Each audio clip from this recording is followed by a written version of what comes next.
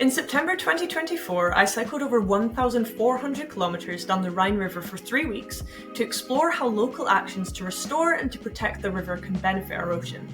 You can join me on this 9-part series where I explore different topics with local people along the river that are driving positive change. As I approached 800 kilometers into my journey, I detoured away from the Rhine River towards the hillsides surrounding the Selz River, which is a tributary of the Rhine in Germany's largest wine region, Rheinhessen. Here, I met with Hanneke Schönhals, who's a small-scale winemaker. For Hanneke, wine production is about much more than just the product. It's about working with nature, it's about sharing lessons passed down through generations of living on the land, and it's about understanding the connectivity of all systems on Earth. Our process is based on organic winemaking, and that starts in the soil. So we take care that the soil is lively and there are enough of different roots in the soil and it can keep the water. Also with the spraying, we take care of insects, that we don't spray stuff that's bad for the insects. And so that's different from conventional winemaking, because in conventional winemaking you're focusing on the vines. Yeah. And that's it. So you have to focus that you have enough amount at the end of the year, at the harvest, and you do everything that's good for the vine.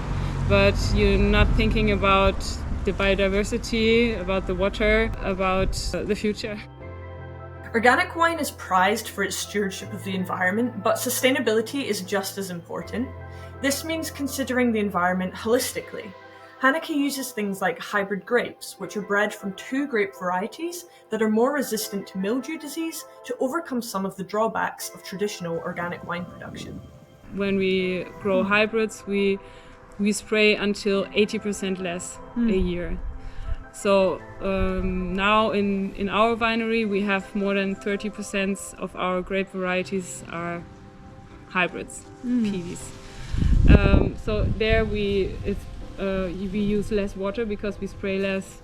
We have more biodiversity because we don't have to drive through the vineyards that often and drive above our cover crops. Yeah.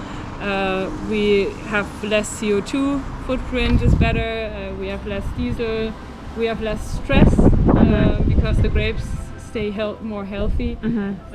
So this is really one big step for us to get into the sustainable agriculture. Another way to make the vineyards and other agricultural lands more sustainable is planting trees and bushes, which provide a multitude of benefits for the land. And now we see, okay, if it's getting warmer and warmer, and then we need more trees, and also we need the trees and the bushes for the birds, there for the insects, and everything is connected. So when we plant a new vineyard, we also plant trees. We not only plant vineyard. So we have just planted last year 1 hectare, and we planted also 50 trees and bushes. Not in the vineyard, that's the next level, but beside the vineyard. And the trees, they have bigger roots, they go deeper, they connect better for the water. They're good for everything, actually. Hanneke's winery is situated near the tributaries that run into the Rhine, so being mindful of the holistic environment surrounding her vineyard is important. For me, of course, it's important what's the impact of my agriculture for the water. Yes, that's why we do organic. That's one of the reasons. It's water, biodiversity, and erosion, soil and air to breathe. But in agriculture, what you learn is focusing on what you want to grow, what's your culture that you grow, and therefore what do you need for that. So yeah, the focus in agriculture, in 90% of the agriculture, is what's in for me. The big problem in our system is that the external costs are not priced. So we don't have a lot of external costs, but therefore we have higher prices. People have to pay us that we don't produce external costs. But if a big conventional farm produces a lot of external costs because it's bad for the water and it's bad for the biodiversity. These are external costs the whole society has to carry. Despite being in the minority of wine growers who practice organic and sustainable wine production, Hanneke finds community among other sustainable agricultural practitioners across Germany and also across the world. For me, it's important to connect with other people that have the same thinking and the same motivation to stick with it, even though it's hard, and even though we are almost always the only one in the village. Some villages are really, it's very nice because they're all started to change together, but that's the exception. So for me it's important to connect with these people, and there we also, like in the Biodynamic Association Demeter in Germany, we have also farmers we have imkers that work with bees, we have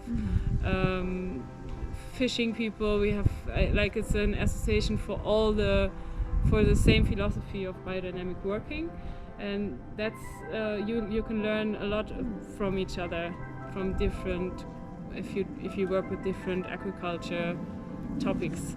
Like everyone I interviewed along the Rhine River, collaboration, cooperation, and sharing knowledge between industries and across national borders are essential for driving positive change towards a holistic environmental stewardship and management. So while Hanneke and her colleagues push for change, Hanneke is focusing her efforts on inspiring younger generations in her local community. As long as I'm responsible for these 13 hectares, I will always take care of these 13 hectares. That's my responsibility, of course, for the people here, but also for the soil and for the biodiversity that I'm responsible for. And I really hope we can be a forbild. I still have time to talk to people that are connected to others and that give the message into the world. Of course, I tell the young people, like, think about your connection, like you're connected to what you eat, you're connected to what you drink, you're connected to what you do, and you're also responsible for what work you choose. So you can make money a lot, but you can also find a working place, and that's what we see here. People love to come here, people love to be connected to this place because they know it's a place where we take care of more than only make good wine. It's not the only thing here. So I went back to this, okay, I do my little bit. Understanding the connection of all of Earth, including humans, nature, and also the economy, is nothing new to people like Hanneke, who dedicate their lives to working with the natural environment. Perhaps re-establishing this connection is a first step towards truly working sustainably with the natural environment, all the way from the source to the sea. Everything's connected. That's something we all know. So people that work organic, we know it. We are more dealing with the soil, and we know nothing about what's going on there. Actually, there's so much we don't know in the soil that's going on in the soil, but we know that it's connected. And that's something I think if you accept that, you don't have to understand everything. You can still live in this way of philosophy. When you're more connected to the plants and the soil and the earth, you can learn from it, because the plants are more in the rhythm of the year and also in the rhythm of the day. Even in the morning, you see the flowers are going into the direction of the sun. So it's time to get up. So that's very easy, but it's there. And the moon has such a strong impact on the earth. You see it with the sea, like the water is going up or down, ebb and flood. But we also know that it's not only the water in the sea that's going up and down, we also know it's in the plants. You learn a lot when you watch. And it's a wonder, it's so wonderful, it's so nice to not take it for granted. Hanneke's vision for a more connected world that works with nature for the betterment of society while supporting the economy is shared by people all across the Rhine River catchment. People who are motivated to take action while they wait for their elected leaders to catch up. You can tune in next time to learn about the work of the Rhine Cleanup, which is a coordinated group across the Rhine River and its tributaries that brings people together to clean up the riverbanks and the river before pollutants enter the ocean.